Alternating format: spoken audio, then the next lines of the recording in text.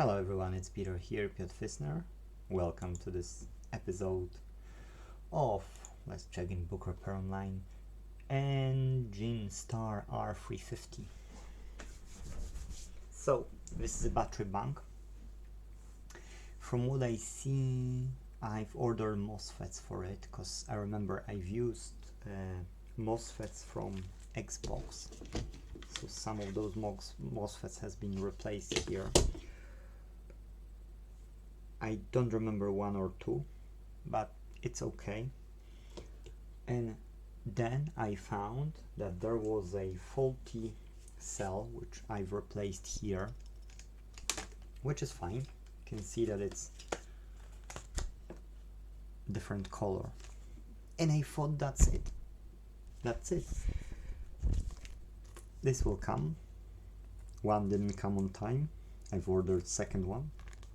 Then day after day came in both because of British rail make strikes. So I need to install it here because that's double side MOSFET. Let me check. Okay, on bookrepair.online.co.uk I don't see it, but I see on my eBay purchases that it's AON, so Alpha and Omega for those who don't know. Yes, AON. Alpha Omega, and there is a N6354 AON 6354. These are N-channel MOSFETs, 30 volts, 5 by 6 millimeters. Yes, so I got two of them. I'll be soldering them tomorrow, but I thought I can finish it off today, solder it, forget. Actually no, because I start to measure these battery cells, and it turns out that, well, on the positive I had a battery cell shorted. Now it turns out that the longer it waited, on the negative I've got a one battery shorted as well. So again, tomorrow I'll need to finish it off by locating the culprit, then fixing it with some other used 18650 cell. So I'll replace it. Fortunately I have some from old laptops. I'll need to charge them, then I need to balance them so that they are quite equal, either discharge some or charge all of them to one level, then leave them for at least 24 hours, compare voltages. If something will be dropping significantly quicker, I need to again see why, which cell, replace it, yes, again, until I will go into the level that these are balanced. Then when they are balanced, I will be able to charge it again to one level, hold it for another 24 hours, observe it, and if that will be fine, I will try to connect them all again the way they were originally, and I will try to discharge them, see if the discharge is quite equal, charge them again, and then leave them for another 24 hours to see if that charge holds. As you see, this is not really pleasant, it's really time consuming, and if you're doing it for yourself, that's fine, but how much you will charge your customer if you're doing it? It's like you'll spend several hours to fix it. This new device cost maybe £200. So if you'll spend up to 5 hours to fix it, if I would charge customer for the spare parts I've ordered, the spare parts I've used from Xbox One S, which now I need to replace, and battery cells, yes, if I'll calculate everything on the level, let's say £30 for the parts, let's say two MOSFETs from Xbox. Now I bought those two MOSFETs from abroad, then two 181650s, let's say 20 to 30 pounds for the spare part. But if you spend on it 5 hours, that's a lot, yes? So not all the repairs are worth, even though you know how to fix it, you know you'll spend a lot of time. So how much you gonna charge this customer? If you know you've spent like from 8 hours of work, you'll spend 5 hours, almost whole day. So either you cut your profit, and you can afford to cut your profit, or you can't fix it for the customer. Yes, that's pretty much those two choices you have. Either you can afford to do it, you know, cheaper, or you just can't.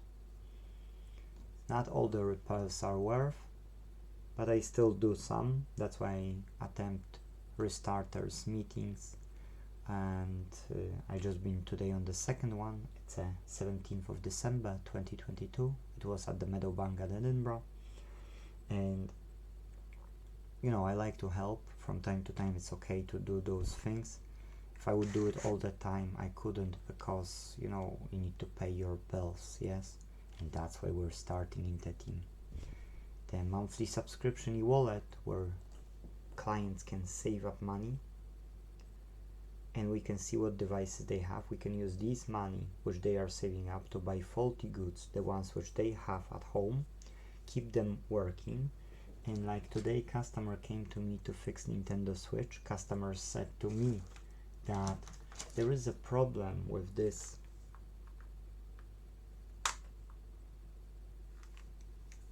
oh, come on, now I can't open the stand. Okay, with this card there is a problem, and customer wanted me to replace this socket. I said 10 pounds for the socket, I got it in stock, 20 pounds for the replacement, 30 pounds, and I can do it while wait. I've tested Joy-Cons when customer came, they get opposite colors, and I've checked that on the right hand side analog has drifted. So I said it would be good to avoid further issues and replace that analog as well. But it turns out that it wasn't the port, okay? And I said to the customer, well, I can't help you because, yes, just because what happened was that it's not the connection, which I had here two of them ready, yes, and I've checked both and it was the same problem.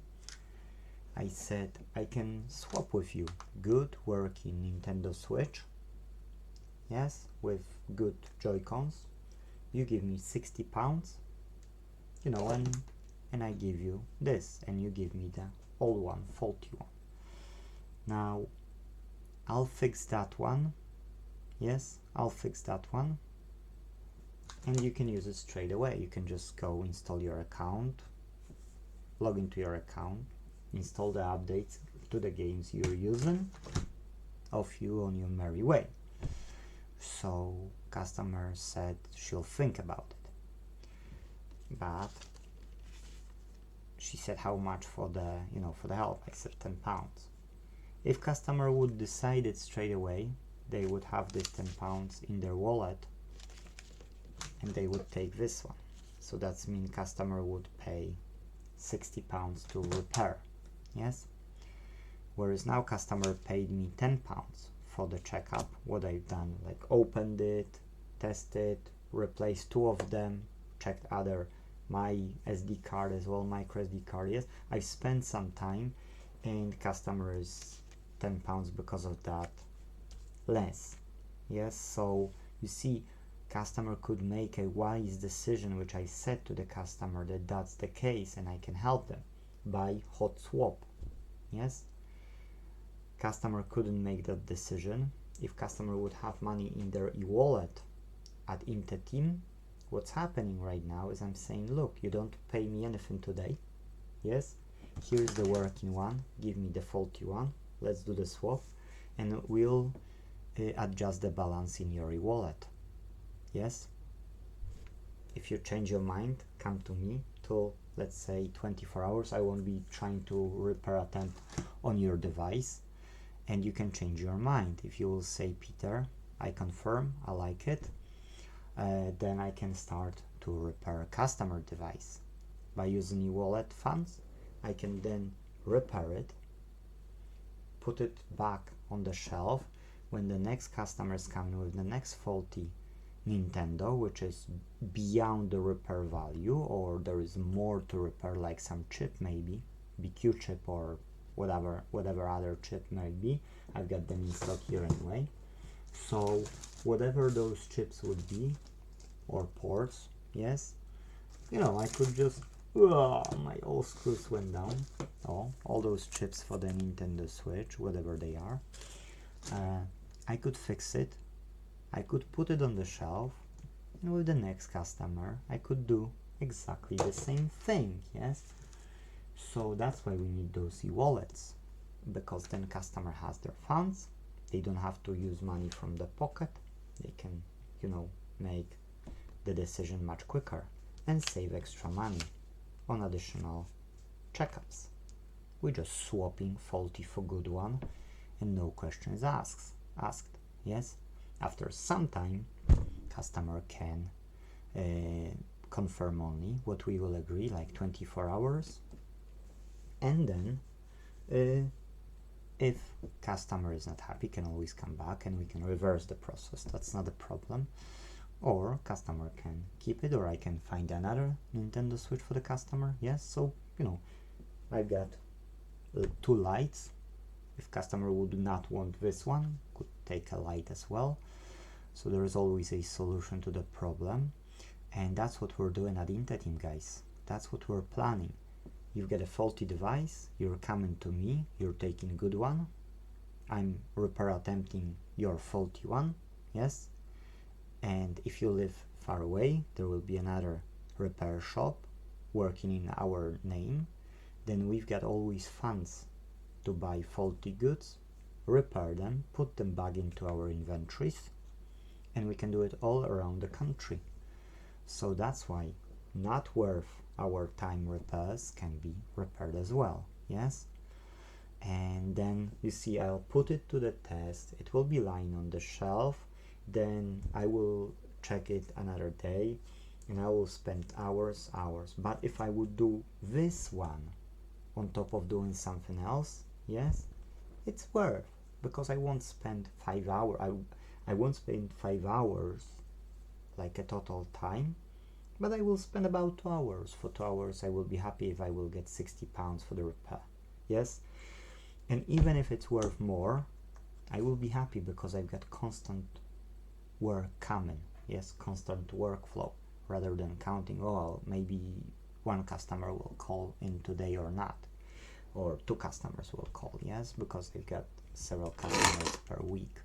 So in the busiest periods I've got 10 to 15 customers per week, but then I've got sales as well, yes. So there is something, you know, always private sales, my one, when I'm buying or getting stuff for free. I went to Edinburgh today and I received a tablet, old tablet, but still I've got them in stock. I can use some spare parts either from this or from my ones, can fix it, and can be lying here. If one customer will come, oh, I've got a faulty tablet, yes, here you are, give me your faulty one, let's talk the difference, and customer don't have to wait and can go off their merry way, yes.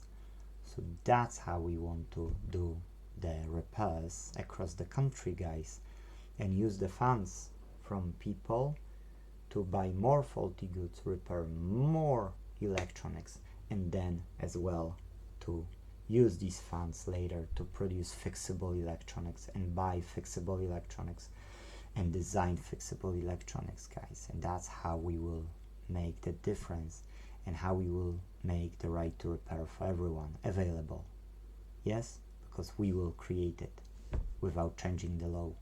Thank you guys for watching, see you in the next video, and if possible, let's fix them all. Take care, bye bye.